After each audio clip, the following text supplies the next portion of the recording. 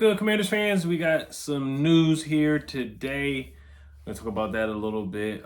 Before we get started, though, I want to give a quick shout out to BetUS. They will be sponsoring this video and a lot of my videos throughout the season this year. Make sure you guys check them out and sign up.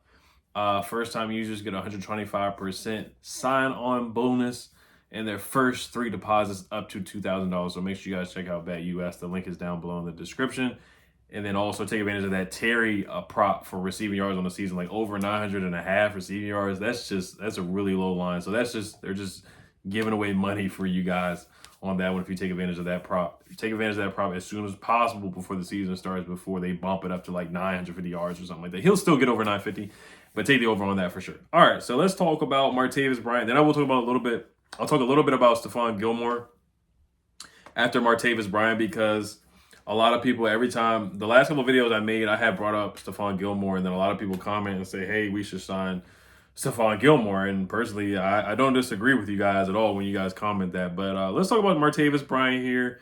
We did bring him in for a workout earlier in the offseason. That was like July or something like that, or maybe June, like in the middle of the offseason.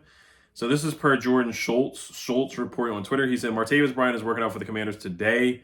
Per Schultz report, somebody else said Tuesday, which is tomorrow.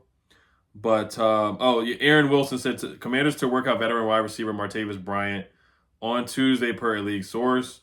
Second workout he's had for NFC East club since being released by the Cowboys. So he did make a return to the league with the Cowboys, but they brought him in on a deal and then they ended up releasing him. So he's been out of the league. He hasn't played in a game since 2018. When we talked about him, when we brought him in for the first workout. The last time he played was with the Oakland Raiders in 2018.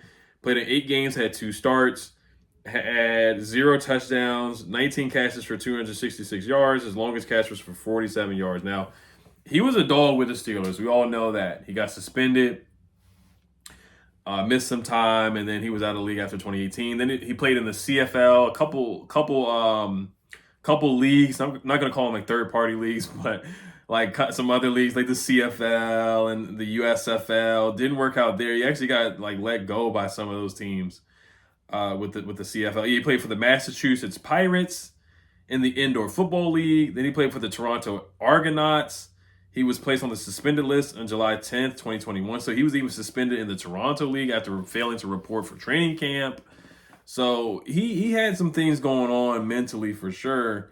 Off the field that, I think he's kind of cleared up to get back in the NFL. But for me, the reasoning, I'm just kind of like, I'm not going to say confused. I know we need a tall receiver. He's like, 6'4", he's got some speed to him still.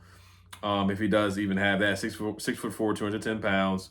But we have some other needs that I just think that are pressing more than receiver. And if they're really going to make a move for receiver, then you should go all in for Ayuk. That's just my opinion, rather than just signing Martavis Bryant. I know we're looking for a taller receiver, but Martavis Bryant's not going to be the answer. Maybe they're bringing him for a body, but once again, like I said, we already have like 10 receivers on the roster, like Kaz Allen, Davion Davis. We just brought in Byron Pringle. Lemon Zaccheaus looks good. We let go of Dax Milne. We let go of Damiere Byrd. So personally, and he's 32 years old right now. Personally, I kind of think it's an unnecessary signing if they sign him. We still got Jamison Crowder on the roster too, so I think if they're really going to make a move of receiver, I feel like it should be kind of a move that has a legitimate impact on the roster. And no disrespect to Martavis Bryant, but I don't see what he would bring at this point. But I'm rooting for him. I'll say that I'm rooting for him. If they do bring him in and somehow he makes the roster, I just don't think it's necessary to bring in a camp body. I think you already have enough bodies on the roster for that. And he's not going to bring anything with kick returning or punt returning or anything like that. So he has to be brought in strictly in for either red zone. Either they want to do something in the red zone with him where they feel like he can make an impact, or a possession receiver and move the chains. So, and then he was with the Edmonton Elks. He signed with them. Then he was released by the Elks on May 3rd in 2022 before training camp. Fan Control Football League is with them. The FCF Beasts recruited Martavis Bryant to the team. Played with the Vegas Vipers in the XFL. Played in 8 games. Started in 6 games for the Vipers in 2023, catching 14 passes for 154 yards. Then he was released on November 7th, allowing him to sign with the Cowboys. And then he had a workout with the Cowboys Following reinstatement for the NFL, the next day the Cowboys signed Bryant to their practice squad. He was released on January 4th, 2024. Bryant signed a reserve future contract with the team on January 17th. On May 8th, the Cowboys released Martavis Bryant. So, like I said, I'm rooting for him to get back in the league and actually play in a legitimate game. But I just feel like, there's some other needs like offensive line. Brandon Coleman's banged up. We did bring in Alex Taylor, but, should they bring in a more experienced veteran than a guy like Alex Taylor if Andrew Wiley has tightness and Brandon Coleman has a pet where he's day-to-day, week-to-week, and the season is the off-season is moving pretty quickly here, where the first game of the season is coming up pretty quick here. So, but Martavis Bryant, I mean, you look at what he did with the Steelers. Like, he had 8 touchdowns his rookie year. He was on a tear, man, his rookie season. So much potential. It's just disappointing how his career kind of ended. Kind of like Josh Gordon, where Josh Gordon was so talented. And then Martavis Bryant had 6 touchdowns his sophomore year. He had 26 catches for 549 yards his rookie year, 765 receiving yards his sophomore season with 50 catches in only 11 games. 15 games he played his third year in Pittsburgh, 50 catches for 603 yards and 3 touchdowns. So he was getting busy in Pittsburgh. He really was. And then his career just ended after 4 seasons in the NFL. So, but yeah, you guys let me know what you guys think about Martavis Bryant. I know Jahan Dotson, the whole thing with him playing in the second half, or not the second, in the second quarter, bobbling catches. I am not concerned about Jahan Dotson. I know some of you guys are, but I still think he's super talented. I think he should still get like 60 to 70 catches. Like, if he can go back to his rookie year where he had 7 touchdowns, I don't think that was a fluke. I think Cliff can get the best out of him, actually, and I think Jaden can get the best out of him too. I really do.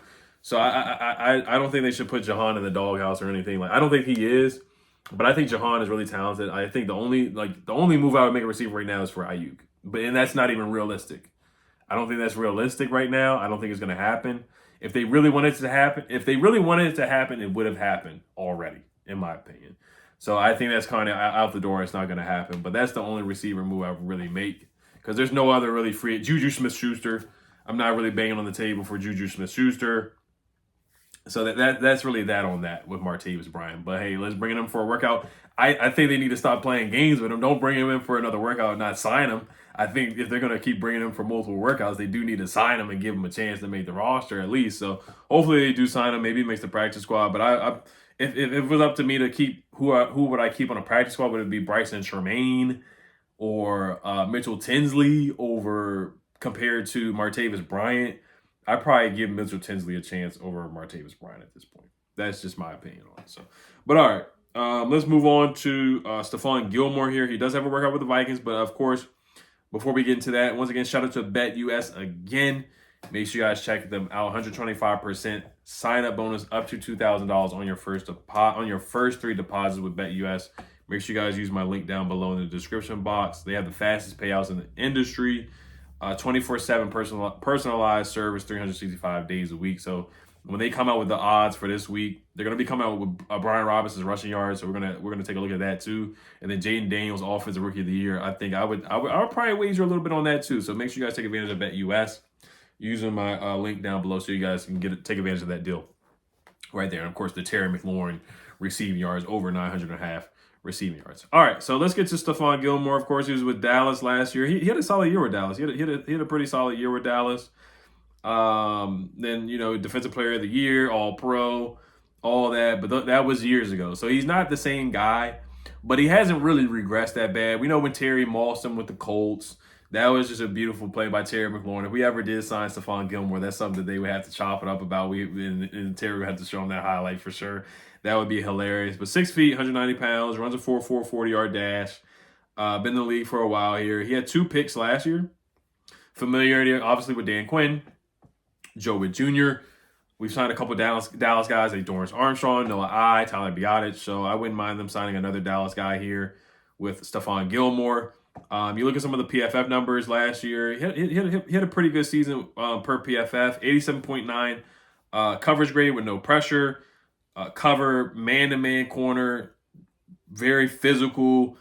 He had a Gilmore Island at one point. He had a really good game against A.J. Brown in Week 14 where he kind of shut him down. Then he forced a fumble on A.J. Brown where they beat the Eagles They basically kind of blew out the Eagles in that game. He had a really good game against A.J. Brown. We know we struggled against A.J. Brown last year, so that might be a reason just to give him a chance to sign him on a one-year deal. He was on a 1-year, $9 million deal last year, if I'm not mistaken. I got to look that up and make sure. But we have the money for him. It's not like we don't have the money to spend the money on. It's like we don't. It's not like we don't have the cap space to sign Stephon Gilmore. He had a forced incompletion rate of 14.7 last year, which is pretty darn good. Some other numbers that I did find on Stephon Gilmore. Here, let me see if I can find it as well. He had a 76.3 PFF grade in press coverage in 2023, which was 5th best in the NFL. And he also said he got pissed off last year when A.J. Brown called him old in the beginning of the game. That lit a fire on him, under him. So he's 33 years old, man. The guy can still play. He would be like another player coach out there. He's a guy that could help maybe make Emmanuel Forbes better as well, help him improve. And you always need cornerback depth. And I'm not here to just rag on Emmanuel Forbes. I know he hit, and it's not like he had a bad game against the Jets in preseason. He just gave up that one play on the touchdown to the back of the backups, that against the back of the backup quarterback. And we have Mike Davis on the other side. Ben St. Jude struggled last year too. Can this staff get the best out of those guys and make them improve? Do they believe in this unit enough to not go after a guy like Stephon Gilmore? I mean, he has a workout with the Vikings on Tuesday, which is tomorrow. If he doesn't get picked up, then of course our chance. If he does get picked up, our chances are gone. Last year he played 42.8% in man coverage, and then 53.7% in zone. And then last year, Trayvon Diggs went out too, so he had to step up and play even more snaps. And he's very, very durable. Very durable. The last 2 years, he played in 17 games last year in Dallas, 16 games in Indiana with the Colts. A couple pass breakups as well, a couple PBUs. So, and he had a career high in tackles last year, which is not always a good thing. But, you know, I mean, it shows that he's willing to go out there and tackle, which, you know, Emmanuel Forbes has struggled with tackling and just really finishing plays and 2 interceptions. So he still has some ball production there. Let's look at the passer rating allowed as well. Passer rating allowed was 82.7, which was a career high in his career, which is not good. But 82.7 is pretty good. Passer rating allowed, it's not bad at all. 55.8 completion percentage allowed, which is pretty darn good. So he still has some left in the tank, man.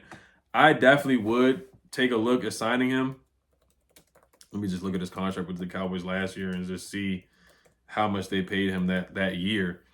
But yeah, I wouldn't mind bringing him in on a 1-year deal, man. I wouldn't mind bringing him on a 1-year deal. Says he made about $10 million last year, $10,480,000 last year with the Cowboys, which is a solid deal, man. I mean, I don't think that's a bad deal at all.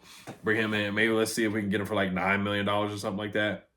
You know, I think that's a good deal. The base salary last year was $7,960,000 with a roster bonus of $1 million and a roster GM bonus of $1 million, cap hit of $9 million. So yeah, I mean, I wouldn't mind bringing him in all. 33 years old, he would be like another coach out there. And then he did a good job against A.J. Brown. So that alone last year should really would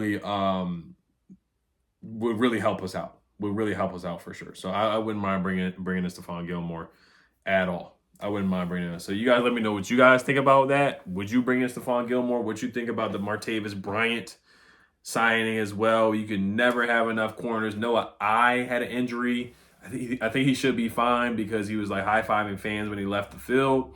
But still, like, you just never know. And you never know. And I'm rooting for Emmanuel Forbes, but can you really trust him against, you know, CeeDee Lamb, A.J. Brown, Devontae Smith, and Malik Neighbors coming up this year? So, but I do think this is a year where you got to see what you got in Emmanuel Forbes, and if it doesn't work out, you just cut bait after this year. That's just my take on Emmanuel Forbes. I'm not going to bash him or anything like that, but I wouldn't mind bringing in Stephon Gilmore at all.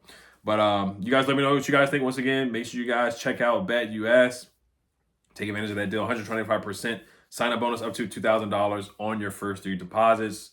Make sure you take advantage of that, Terry McLaurin. Take the over on the 900 receiving yards. Held Commanders, peace.